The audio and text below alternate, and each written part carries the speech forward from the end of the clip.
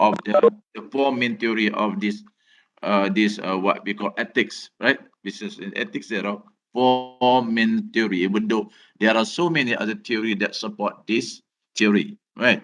But the focus on chapter two just on this concept, the concepts of four concept. The first one that we are already discussed. The first concept is utilitarianisms or utilitarian approach, and this concept is for me is quite widely used, right? Widely used on this concept is based on the calculation, so more on quantitative approach, right? And as I said, as we discussed last time, that you must have a what we call an option, an alternative. Only then this approach can be applied. Okay, and the case study, right? In the chapter one and in the books, right, there are two chapters case study well explain this concept. One is a Caltech punya case study, and the other one is on the Pinto, the model of the car come from the product of Ford Motor, right? So these two studies, case study is as I said, well explained the meaning of utilitarian approach. And, and both of this is based on how they calculate, right? When they meet a situation of ethical situations, try to get the best of the answer. How do you to judge that and to give the best answer, best judgment?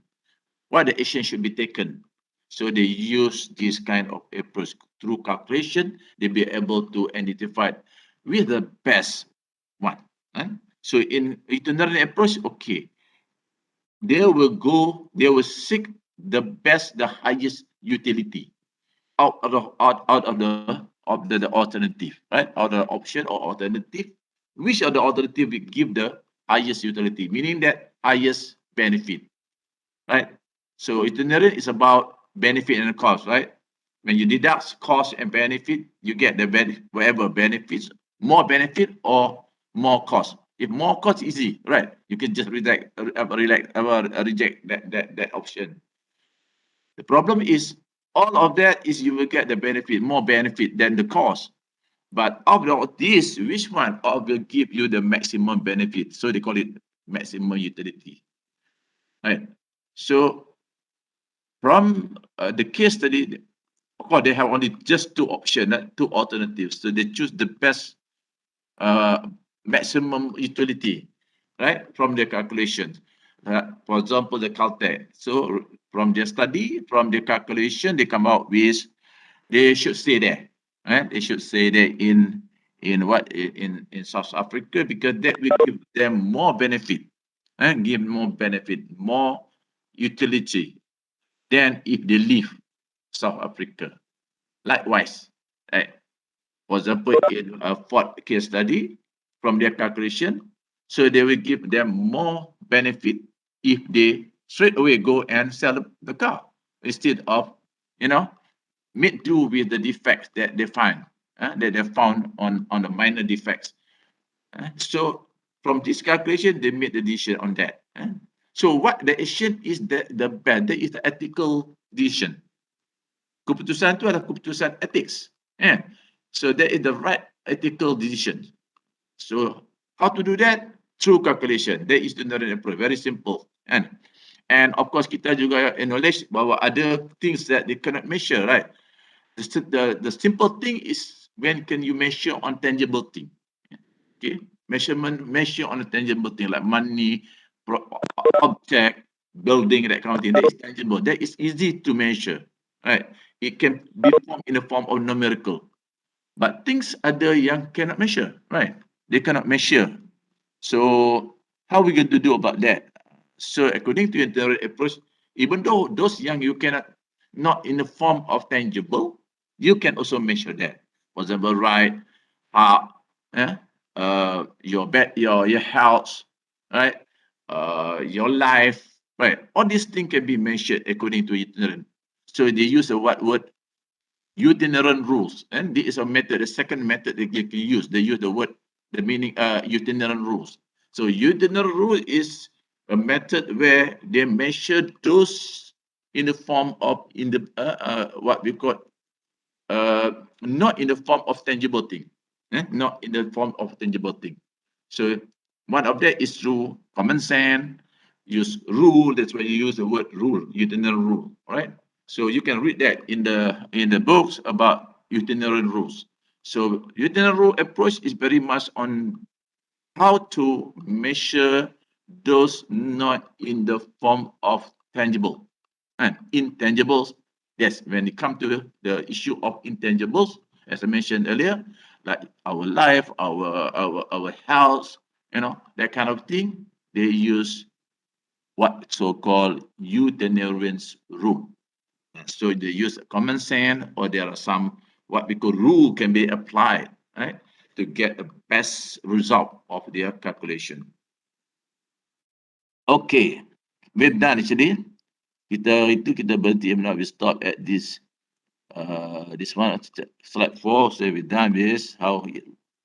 And criticism of utilitarianisms, slide 5. This is where we stopped, right? Last time? Yes or no? Yes, doctor. All right, okay. So this is the part where I said, for those who cannot measure through tangible, thinking that tangible, it can also measure, right? According to the supporters of what utilitarian said, yes, this method can be applied. Okay. So as I said, utilitarian respond that rule utilitarians can deal with right and justice. Because right and justice is not in the form of intangible, right? And not form tangible. Something you cannot see, right? Our right, our heart. And justice, you cannot see, right? Where is justice? Right. When it when it's fall under this category, the tangible intangible category, this approach, this rule, what we call rule ignorant, can be applied. Can be. Like we discussed that, right? For example, insurance company, right? And they cannot measure on life, for example, how they measure life, and you cannot measure. So they use this approach. They use this what we call rule utilitarianisms. One of that is common sense, lah. And common sense is can be applied. In the case of insurance, right? Very much, they can use the common sense. And some on other cases, they can apply what so-called on rules, right? Approach of rule. So which is the best rule among all the alternative? So this can be also applied when thing is not in the form of tangible, right?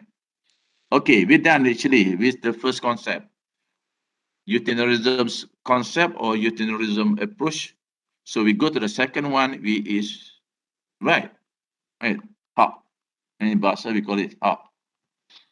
So this is, I think, is quite this is well explained.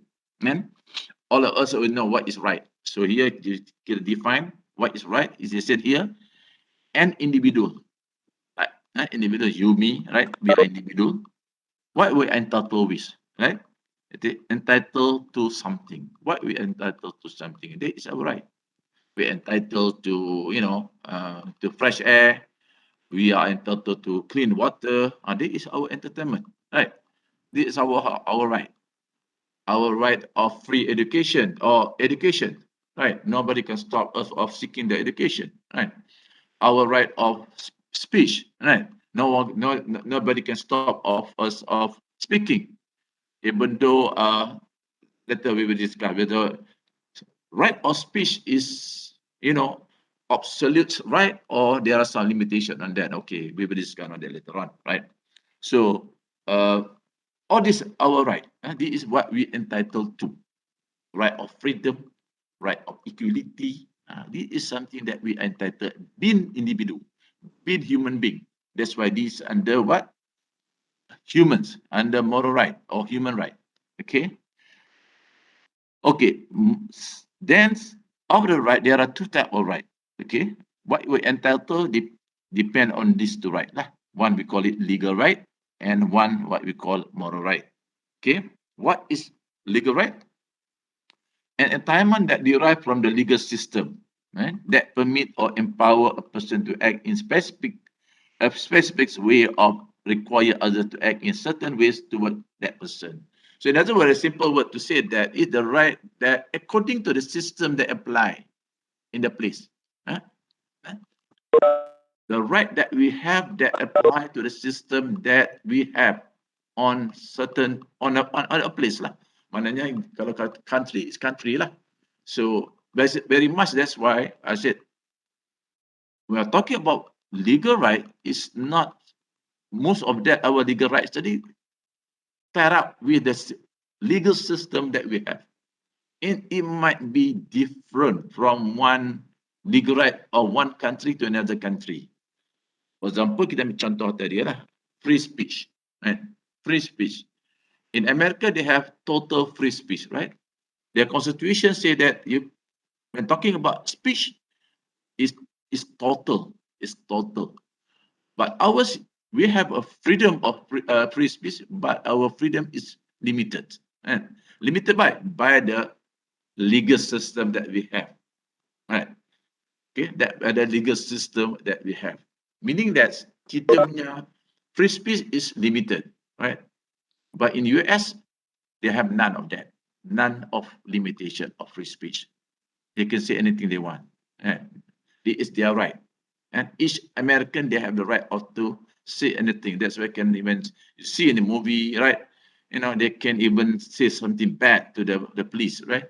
Because they're right. Police cannot arrest them in the basic of speech. Okay. So you cannot challenge. Huh? So the legal system there cannot challenge you. Okay? In the sense of speech. And that is your total right. So no limitation on that. But here, if you say, for example, you know, something is not nice to the police, to the enforcement agency, to the enforcement guy, they can charge you, right? And so you use the word, bad word, that kind of thing. They charge you because we have a system of that.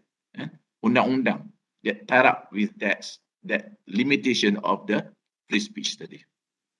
In America, they can own a gun, right, for protection. Okay, when you reach 18 years old, right, you have the right to own a gun. You have to, of course, you have to get the license. Okay, so this is their right. But here we don't have that, right? We don't have that right to have a gun, to acquire a gun. When talking about gun, there, you know, it's not just a pistol, no. It can be a machine gun. That is their right. So that's what happened in US. They have, if I'm not wrong, annually deaths from the wound of a gun. If I'm not wrong, is around more than 30,000. More than 30 to 50,000 annually. People get killed by this so-called weapon. So a big what we call impact to the, but that is their right. Okay, nobody can question that, right? It is their right. They can own the gun. So almost every family in the US, they have this, what so-called, I would say more than 70% or 60% of family or individual in the US, they have their own weapons, right? Okay.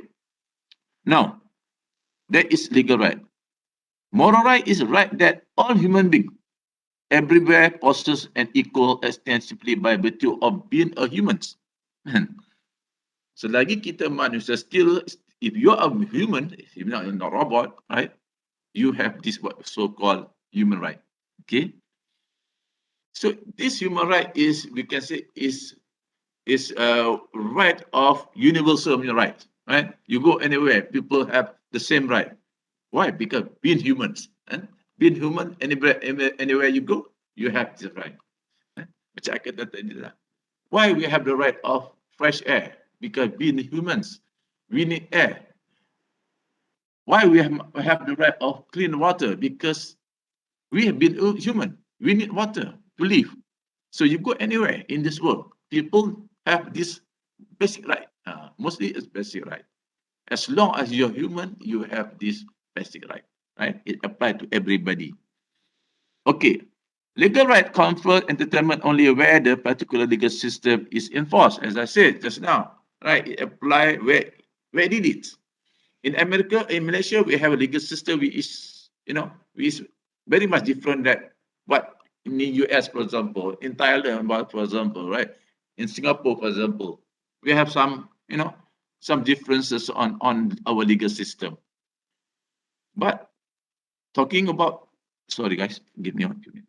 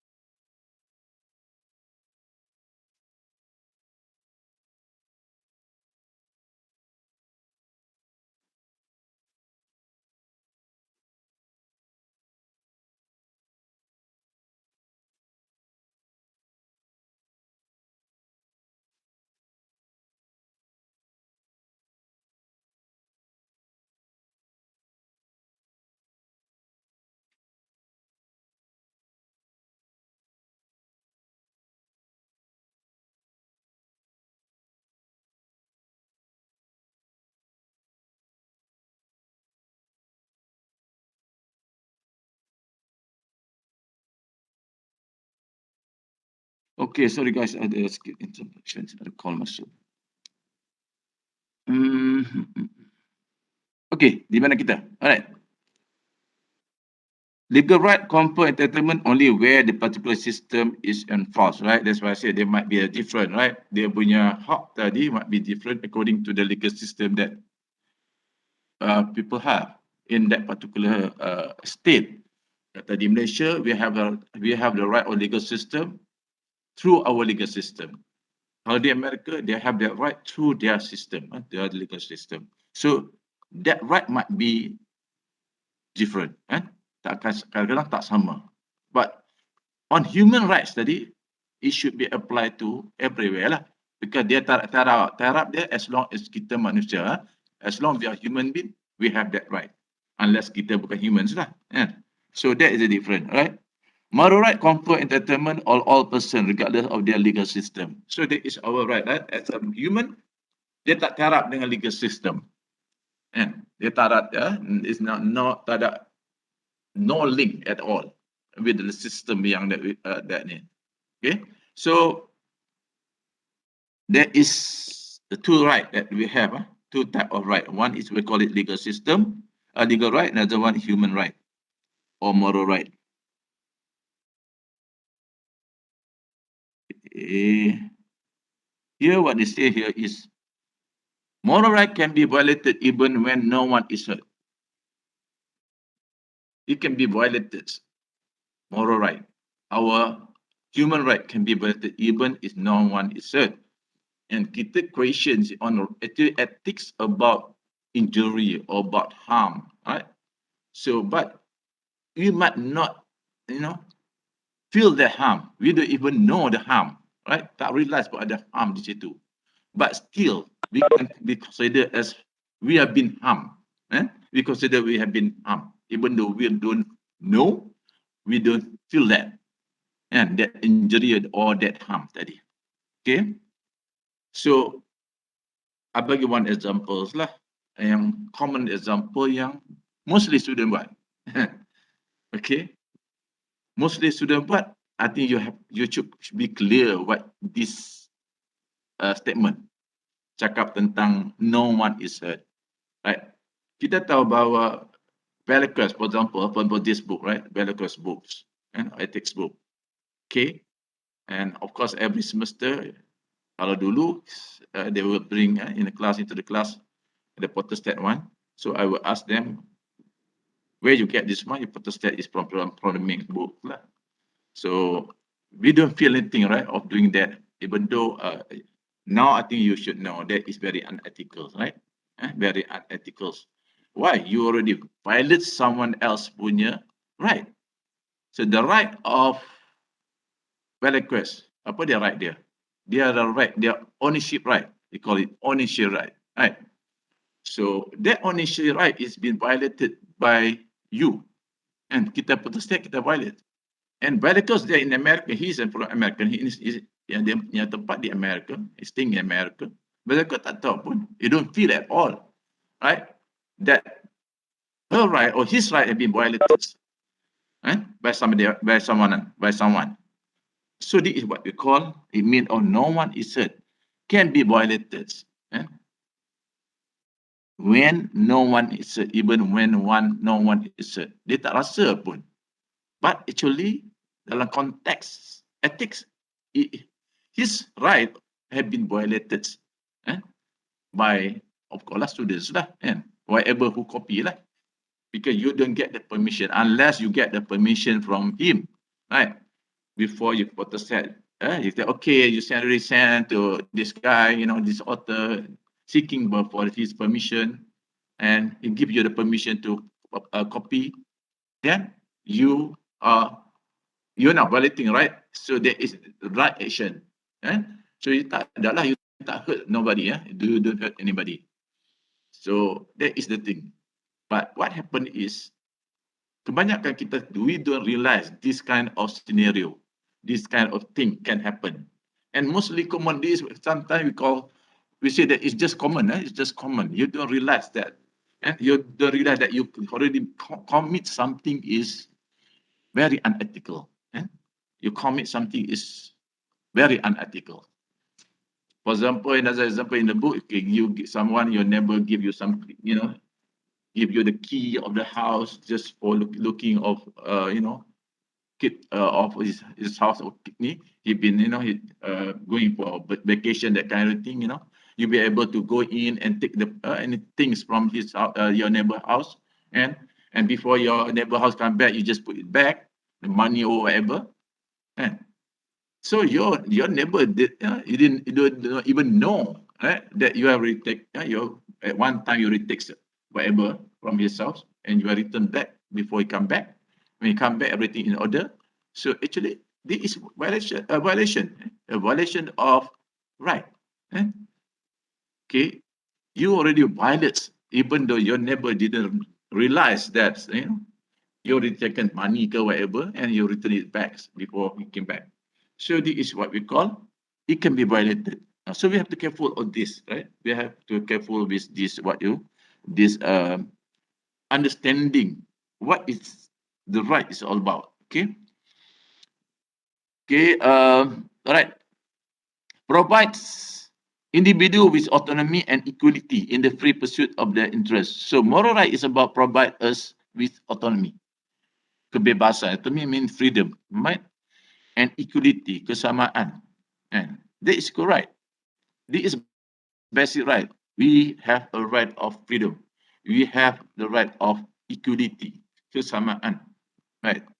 Of free pursuit of our interests. No one have a right to stop us of going for to pursuit of your interests. So right now, no one can stop you of going for your education, right? You go out to what highest level of education is your right, eh? Because you have the equality with all the rest of humans. So you have the freedom of that, you have the equality of that. That is your right. Nobody can question you, right? To pursue of your interest. Provide basic justifying one action and for invoking the protection of it of others, right? Okay, this here said provide basic of justifying one action. Okay, when you question people, right? Your action is question people of interfere or violate our right. Is you have the right of saying something, and dia kata invoking a protection of or is of others. Some cases where it is your right to help other people, yeah? To help other people of getting their right. Nanti kita tengok, right? What it mean of that. Focus on securing interests of individual unlike itinerant standards, which is focused on securing aggregate utility, right? The only difference, there very clear difference between itinerant approach and talking about right is talking about very specific. It's about us, about people, right? About individual. But itinerance is different, right? It's looking on what we call on masses, and bukan individu. Is based on masses, based on standard, right? Based on policy. But right is talking about individu, very specific individu. So that a clear, what we call clear difference between itinerant and right.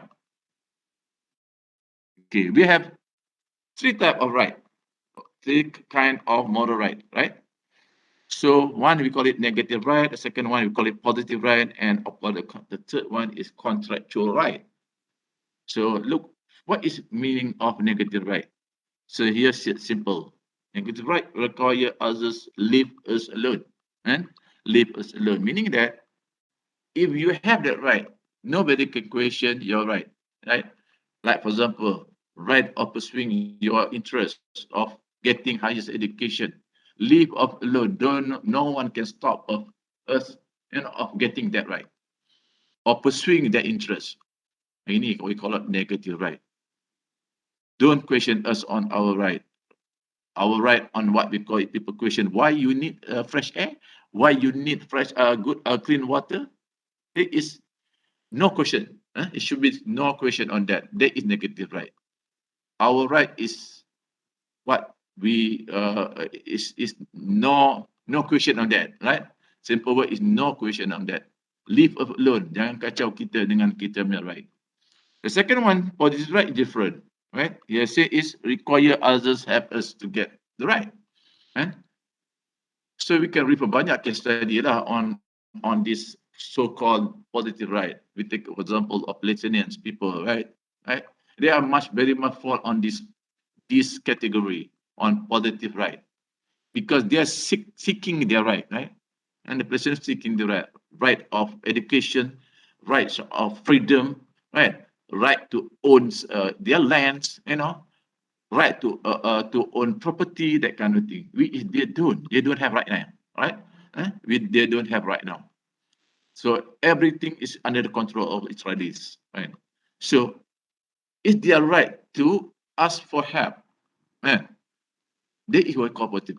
It's their right to ask for help, others to help them to get that right, and ask somebody else, other party to help them to get that right.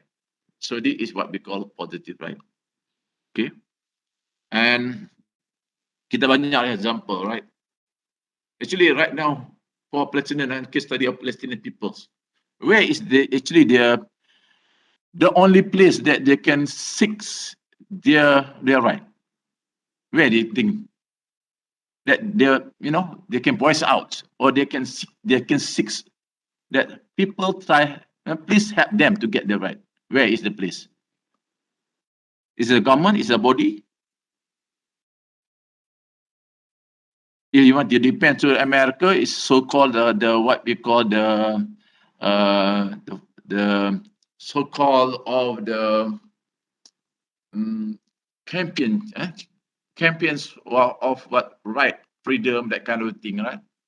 So they just can forget it. No, right? You wouldn't get any help from America. They wouldn't get any help from the European countries, right? So this is the what we got the status of right now on the Palestinian people. How long they will be in this status, I don't know. But there only one place they can, go and voice out about the inequality, the freedom, the that what called the right they should get, right? Right of freedom, something like that. Di mana yang dia boleh sekarang ni? At least there are place that they can go and seek this right, help others to help them with their right. Where? The only one place saja sekarang.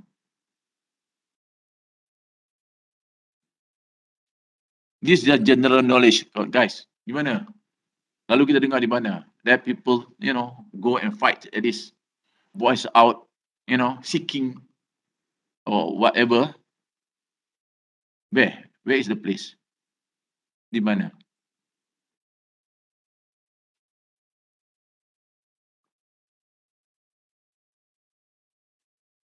Uh, okay, tadi tadi siapa tadi? Ada chat sikit tak nampak lewat. Where it is? Where the place? It's court, It is something the court, right? Yeah, court, mahkamah. Okay, mahkamah court. Okay, Nurul. Correct. In the case of Palestinians, right? Not much, not many court. The other courts lah, but court is when established by this main body. Betul lah, ada court. Ada court, that's right. Tapi court dia bukan court macam kita lah. Court come from state. Datang dari mana court tu? Set up. Daripada siapa? Daripada mana? Body mana? That set up that court tu. Betul, court. But it's not, court macam kita what we understand lah. Contoh court di Malaysia ke, even di Amerika, di mana? Di mana court tu come from? Guys, di mana? Bisa dengar United Nation tak?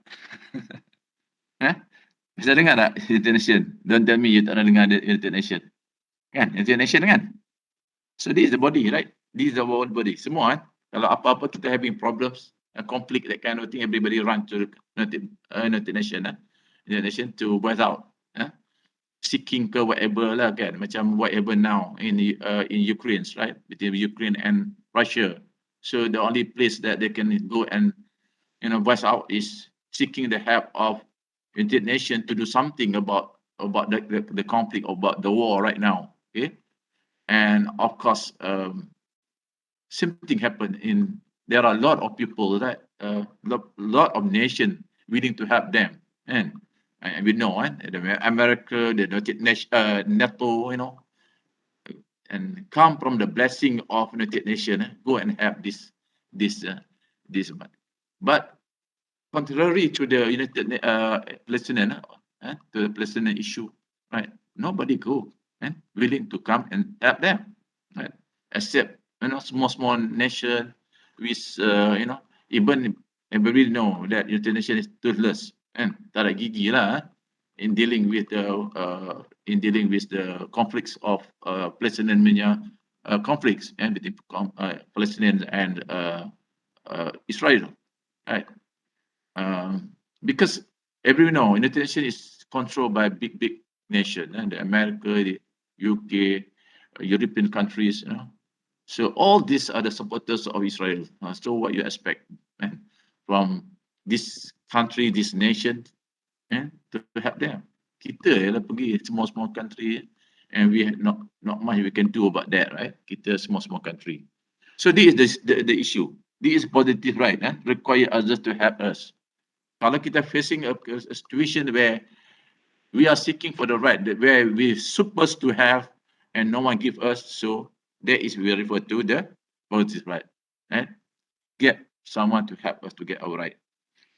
Okay, the last one is the contractual right. I think semua tahu lah contractual about something about agreements. Nah, the word contractual talking about agreement that we have between the two party. Say, there mesti ada party, two party that we agreed upon.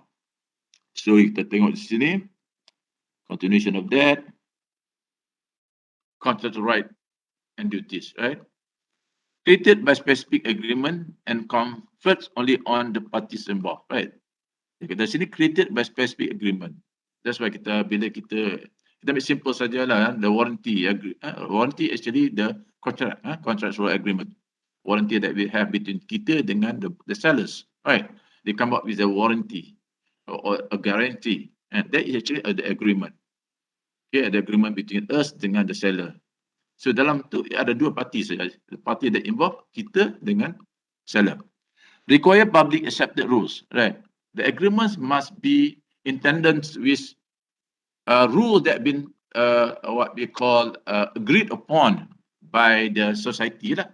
And you tak boleh come up with the agreement yang actually out of context. Yeah? So it must be accepted rules that constitute the agreement with obligation agreement imposed, right? Public accepted rule. You tak boleh buat agreement ikut suka you. You have to come up, with rules that been established by the society. Yeah. So kita tengok di sini, underline the specific right and duties of imposed by the accepting position, a role of institution, organization. Tak apa. So tengok the last one. So dalam agreement kita kena tie up on this term. This is a term.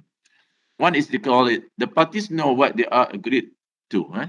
Kena both party kena faham lah, kena understand what we agreed to. So kalau dalam business contract, very much lah selalunya dalam dealings, buying and selling. Kalau kita beli rumah, kita ada buat satu contract between kita dengan developer, the buyer and developer. So dalam terms contracts tadi, everyone must agree, must understand and agree what been agreed upon. Apa yang kita setuju dalam perjanjian tersebut. Second, dia kata no mispresentation, right? So in the conditions of dalam agreement tu, no cheating. Mispresentation is actually referred to cheating lah. That's why sometimes they cannot cheat us clear, openly.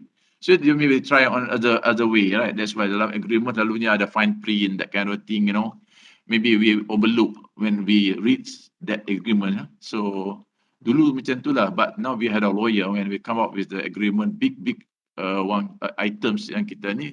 For example, when you buy a house, kata it's through lawyer, and we have our lawyer, they have their lawyer. So kita ada somebody yang boleh look on this, what we call is not clear, whatever, kan? So the thing is on term. Sometimes we don't even understand the term that apply, because usually tie up dengan undang-undang lah, tie up with the legal system.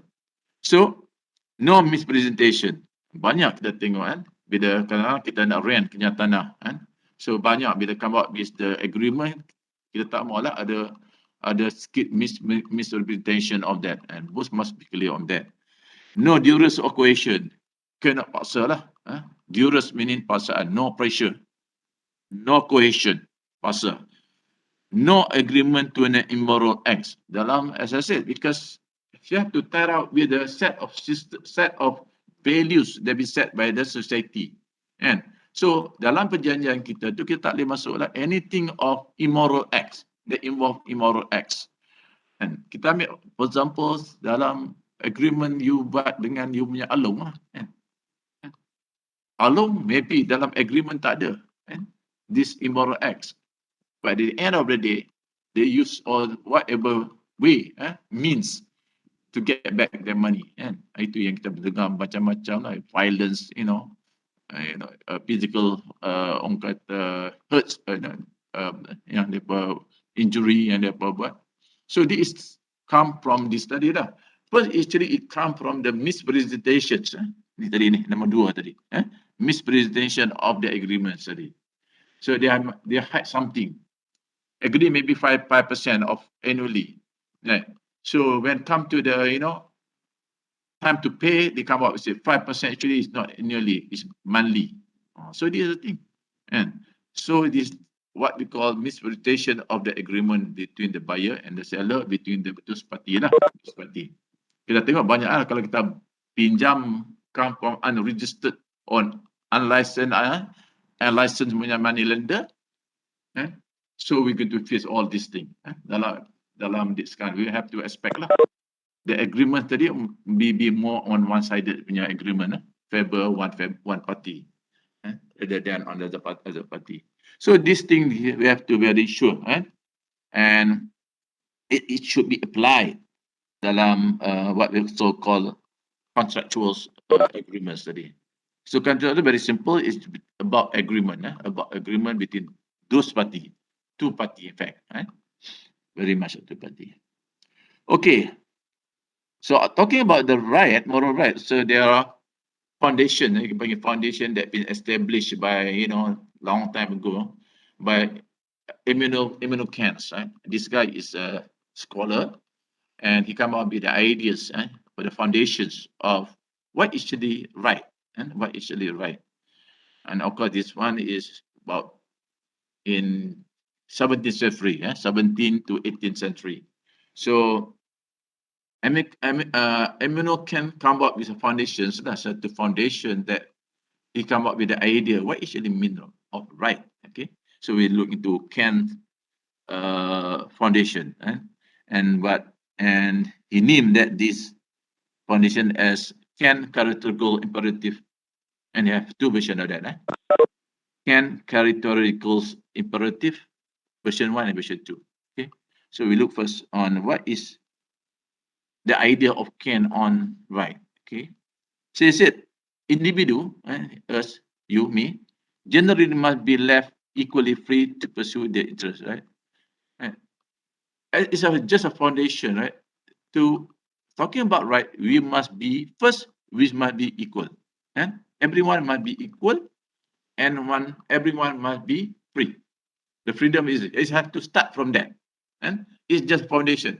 How can you seek your right? You're talking about your right when you are not free, or when you are not equal. So for Kant, it have to start. That's why they call it foundation, Kant foundation of right. Right? They establish one foundation. You have to start somewhere. Macam mana kita nak kata our right if you are not free? So sometimes right now how the Palestinian can talk about their right when they are not free. There is no equality in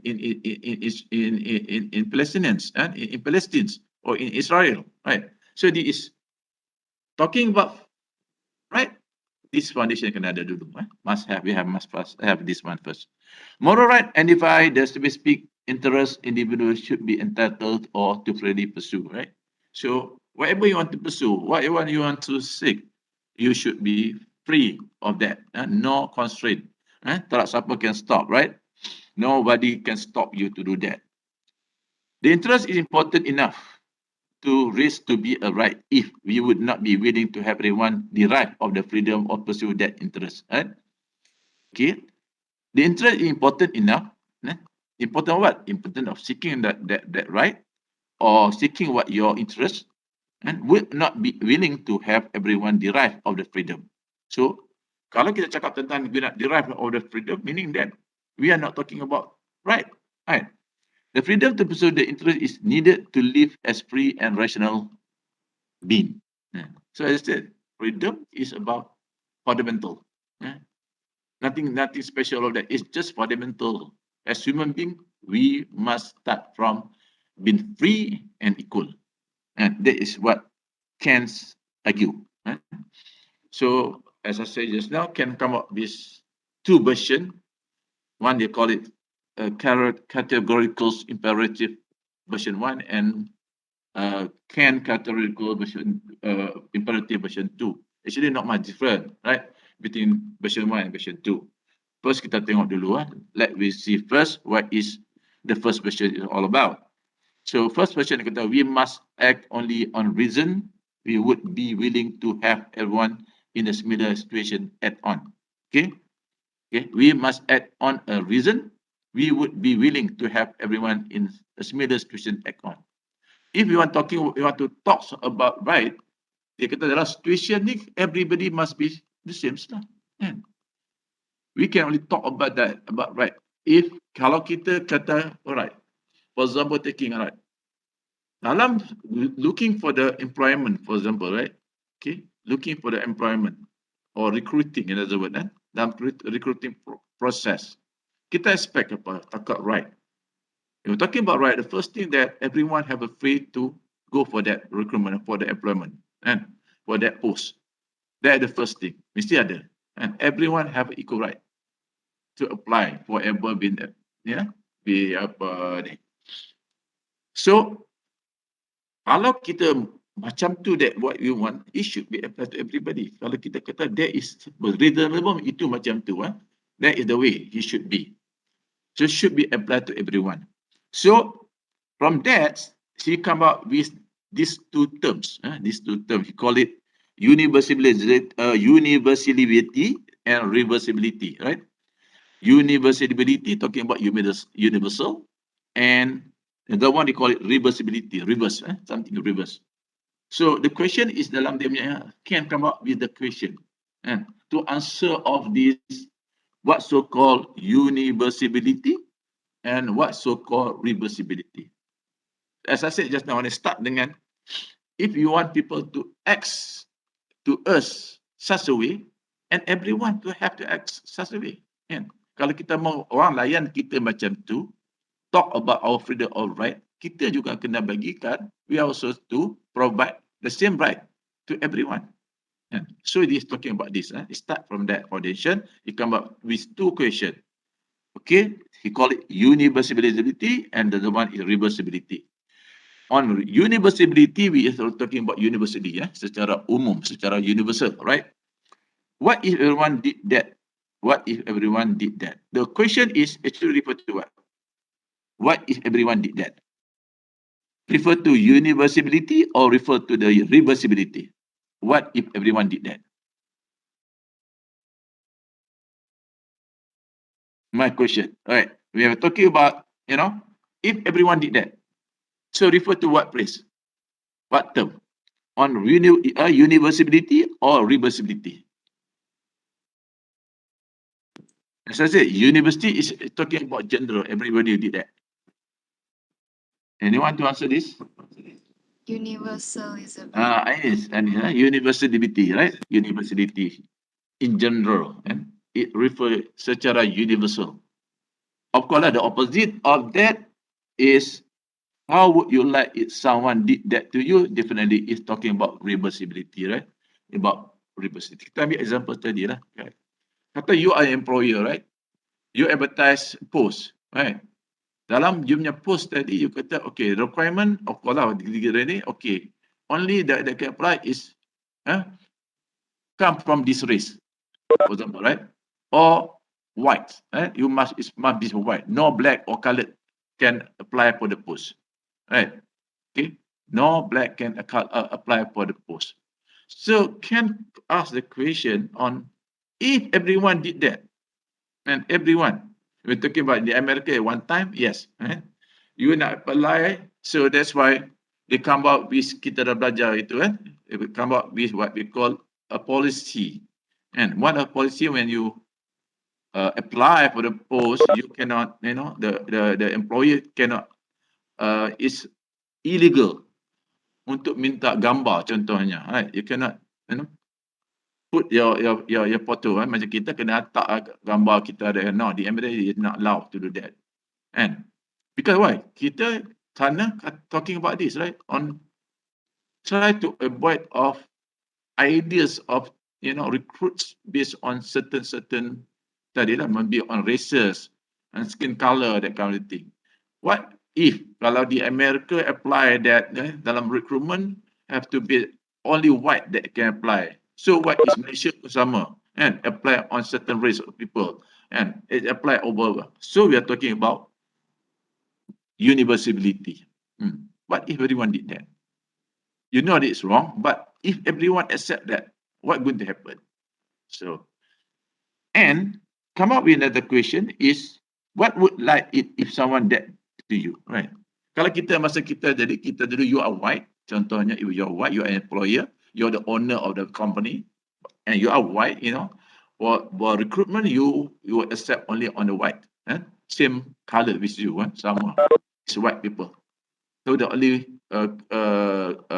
people can apply for the post is white people, people with white skin. Okay, the rest cannot. Now kita opposite kan, dia kata reversibility. Reversibility meaning that now if the boss, the owner is a black and he apply the same thing, he apply the same policy, he won't accept anything. What will happen to you? He said that. What you like, how you feel, and now put it in that situation, being a white in that situation where the recruitments only apply to the black. So this is the question of Ken punya question to answer of the right tadi, to answer to the foundation of right. So we don't have tadi lah on equality, we don't have that. On the freedom of the choice, we don't have. So it's again the basic foundation of the meaning of right. So that is the first version, right? There's a second version. That's it. Okay, that's the first version. The second version is talking about almost, it says quite similar. Okay, never use people only as a mean. Okay, what it mean? Never use people only as mean. Mean is meaning here refer to tool. Don't use people as a tool to your end. What is meaning to your end? To your objective, right? Don't use people to achieve your objective. I think a simple word to say here. As they freely and rationally consent to be treated and help them pursue their freely and rational chosen end, right? So when you hire people to work with you, right? Okay, orang kerja dengan kita, right? If you have an idea of using that staff workers, primary of achieving your target, your benefit, that kind of thing, and that is wrong according to Ken, right? Because you must look into your workers' punya interest, so your interest definitely have been the owner of the business. You're seeking for to maximize the profit, for example. But according to Ken, don't use that worker as a mean, as a tool. That is very wrong. To achieve your mean, your end, meaning your objective lah, profit, maximize the profit. But di kita sini, but treat them as freely. So your staff, you must treat them as freely. They must be free and rational consent to be treated and help them to pursue their interests. Of course, kita kerja, we know that what is the interest of kita punya employer, but we also have our interest, and we also seeking to our interest. And kita bila kita kerja, kita adalah kita, of course kita nak climb the ladder, so our employees should look into that because it should be free, equally sama. They are seek for something, we are seeking for the same, right? For something. Dia punya objective, we also have the objective of being as an employee. So Ken kata, first thing, don't take this employee as a tool. Jangan menggunakan mereka hanya sebagai alat. Don't take them as a tool. Tool meaning that alat lah. So based on this, that main idea that human have a dignity, right? Why? For Ken is we are, as human being, we have a dignity. Kita ada marwah. We don't want to be treated such a way, mana we cannot, such a way that people take us as a tool. Guna kita hanya sebagai alat. Because for Ken, individual, human being has dignity. So we have to respect that. Okay? And make them different from mere object. If we are not object, we are not machine, we human. So treat us like human, Don't treat us as machine or object. So it's according to Ken equivalent to the first formulation, right? Not much different, right? Everything seeking at when Ken punya foundation, the two things must be there. right? Only then we can talk about the right. So freedom first and equality. And second, cuma dalam second dia punya brief, second imperative punya version dia don't take human being as a tool, and don't take human being as a tool, because human being have definitely have their own interests, and kita ada our own interests. Kita kena help them to achieve their interests, seeking their interests. So we're done with Ken. Okay, now of course people don't agree very much on, ada juga yang those party yang not really agree on his punya version. Both version of categorical imperative are unclear, and both categorical imperative are not clear, right? There's some gray area on that. Right can be conflicts, right? And we know it's a fact, right? When talk about right, it can be create a conflict, and Ken theory cannot resolve such conflicts. And right can create a conflict. Right now we have a clear case, a lot of case study, right? We have a lot of case study that we can refer to this conflict, right? So, but you must understand that when Ken come out with this idea, his foundation is there in the 17th century, abad ke-17, abad ke-18, long time ago. Maybe at that time Ken cannot foresee that we're going to face a lot of conflicts of the issue of rights study, the issue of rights study. So later on, of course, it's proof that this imperative cannot deal very much. I mean, when conflicts, we trigger conflicts on the issue of rights study. Ken theory implies moral judgment that are mistaken, right? Ken theory implies moral judgment and that are mistaken. And of course, there's great area on that judgment tadi lah, on the freedom, on equality, can be mistaken on that. So tak apa itu, kita dah done with that. Kita ada sikit masa lagi, right? Kita look into this another concept, outside. It very much, but still talking about the same concept about right and freedom. So here we call it libertarian philosophy, and okay. So when talk libertarian, we're talking about freedoms, right of freedom. Freedom from human constraint is necessary good, and that all constraints imposed by others are necessary evil, except when needed to prevent the imposition of greater human constraint, right? So everything comes from the constraint of human, dia kata sini. The freedom is from constraint is necessary good, have to be good, right? And that all constraint imposed by others, right? And the constraint that come from us, all good, but it's some kind of imposed, forcing. That must be, everything is evil. This is what the philosopher or the idea of libertarian philosophy. Kalau come from our limitation, for example, the freedom of that, even there are limitation of that is good. But if something that imposed on us, on talking about the right of freedom, something like that, then that must be evil. Okay. Okay, Robert Novick's is one of libertarian philosopher. The only moral right is the negative right to freedom, right? So if we look into the ideas of right, talking about right as we have just now, we're talking about three types of right? Positive right, negative right, and contractual right? Especially these two, the first positive right and negative right? For these people group and this philosopher, the only freedom they're talking about is when we have that negative right. And that the only, and that can be accepted. That can be accepted when we have that, what we so-called negative right. What is negative right? Don't disturb our right. And not to the point of we want the right, we have to need someone to help us to get the right. For them, libertarians punya concept, the second one, the positive right, it shouldn't be there. Kalau nak cakap tentang right, we must have the only right that we should have. Apa dia? that negative right. That negative right.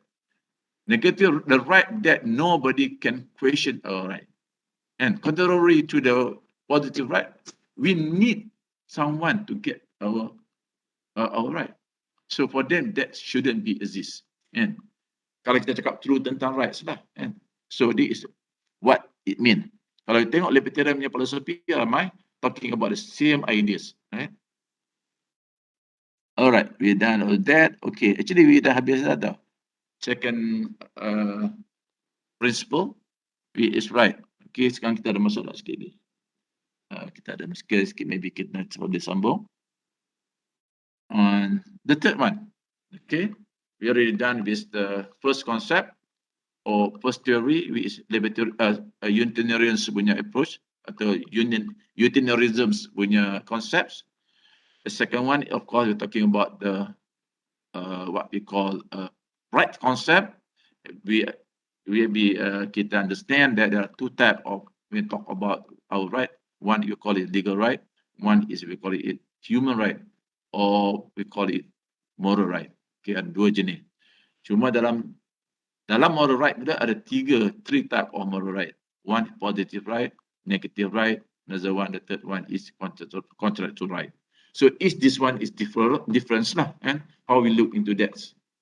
So kalau tengok libertarians, their only concern is only on negative right, and shouldn't be there, and positive right shouldn't be there lah. Kalau mereka faham tentang the concept of libertarians punya concept, okay. And we have already check up tertentu, so kita tengok sini sikit before kita stop. Okay, on justice, right? The third one I mentioned just now. Okay. And talk about justice, ada tiga type of justice. Justice lah, tak payah nak define lah. Justice mean what? Utility lah, equal lah, justice. Justice. Yeah. So kena ada justice, right? I think everyone we have defined what is justice, right? So justice, there are three types of justice. One, we call it distributive justice. Second one, retributive justice. Okay, retributive very much on dealing with law. And the third one, compensatory justice, tentang tadi lah, contractual, that kind of thing, you know, more on compensations, adil. Okay. Why not we try the first one? Distributive justice. Require the just. Okay. Justice kita boleh guna perkataan just, justify, just mana adil lah. Require the just distribution of benefit and burden. And every day must be adil. When you distribute something, have to be accordingly.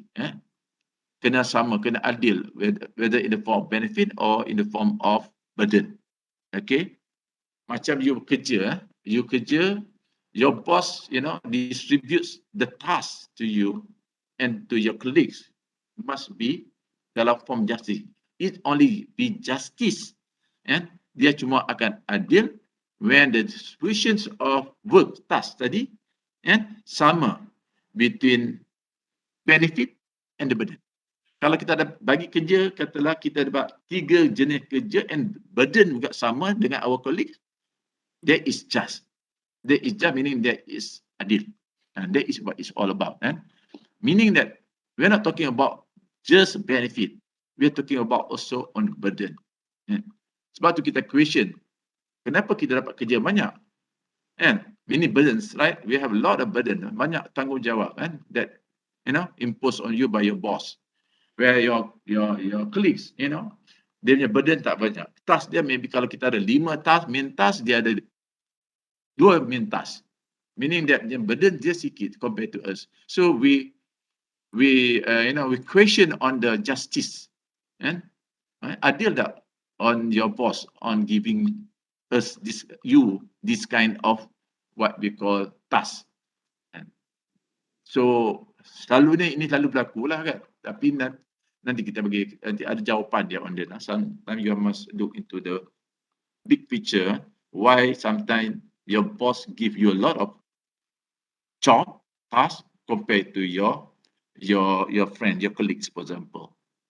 So you bagi I simple lah. I juga dulu jadi ketua and I juga jadi pekerja, right? So soon I realized that, right? Kadang-kadang ketua bagi kita banyak kerja because the most important thing yang I nampak is because they trust you. They trust you. Okay? Even though you take that as a burden, but actually that is the trust. And of course, you question on the adil tadi lah, and on what we call justice. But it can be answered, dia punya question tadi can be answered by tadi lah, by understanding that your boss give you a lot of things because dia trust you. Dalam climate of job, kita panggil situation of kerja, the most important things adalah trust. You being a boss, kita trust your boss. The boss got trust kita. And the boss trusts you, you trust your boss. That is the climate that we want. That is the situation that we want to meet kita panggil conducive working environment.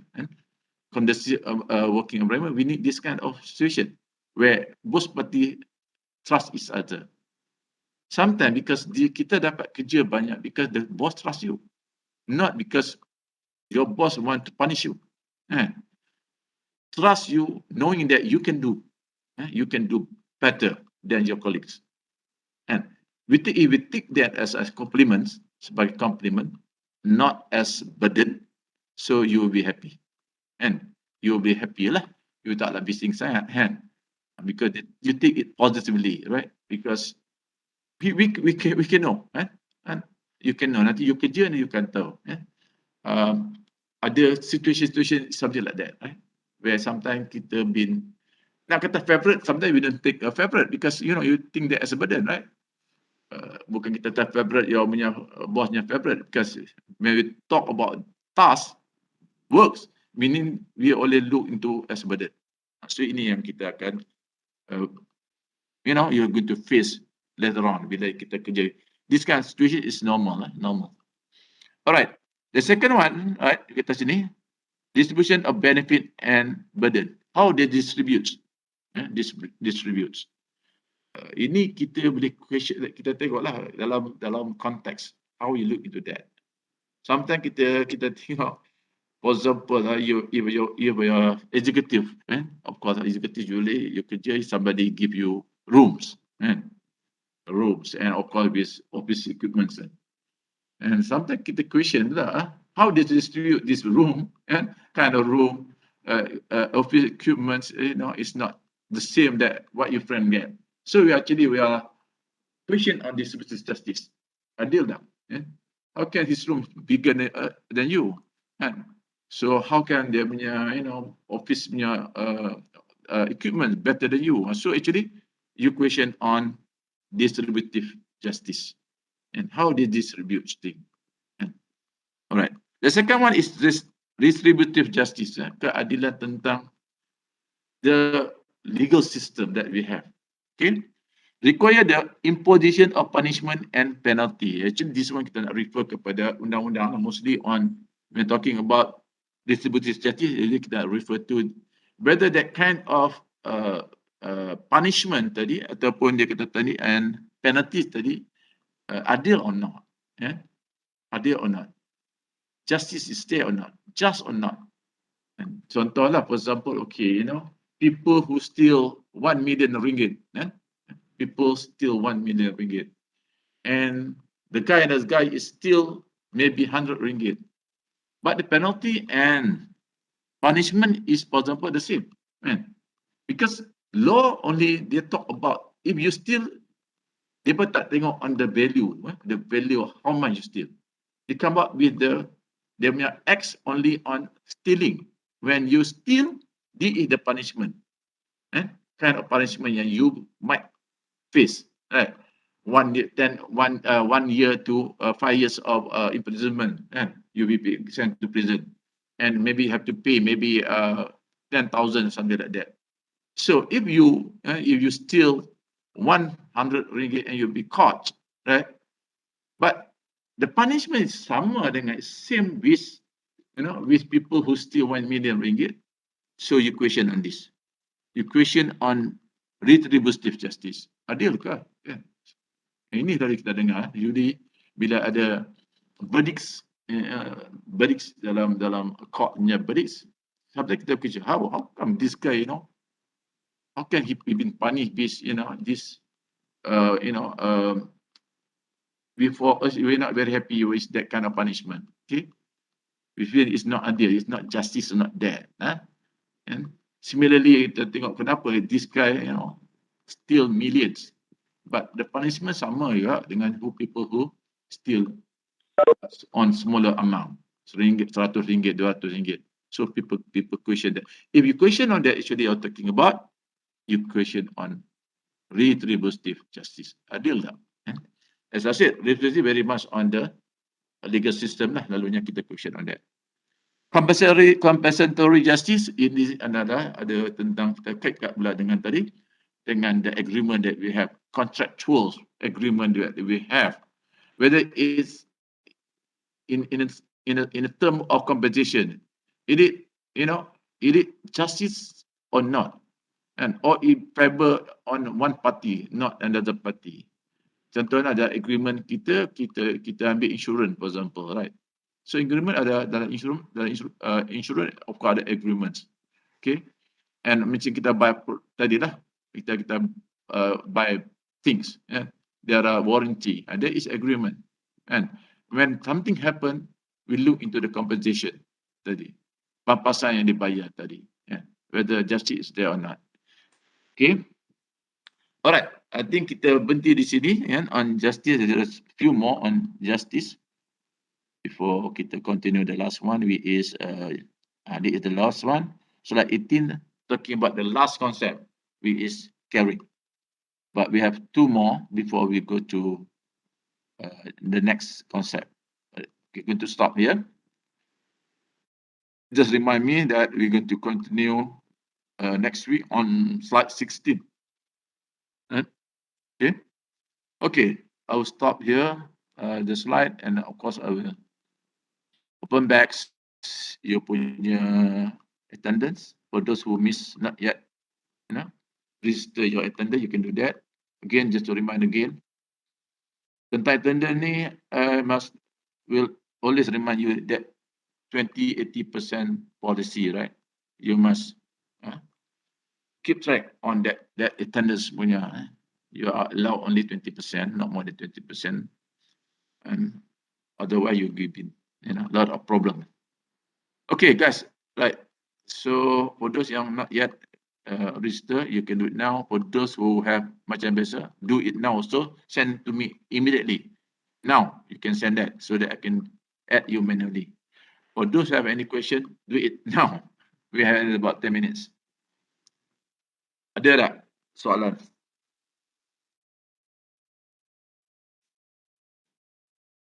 At least I boleh nampak juga lah kalau kata yes or no. No question.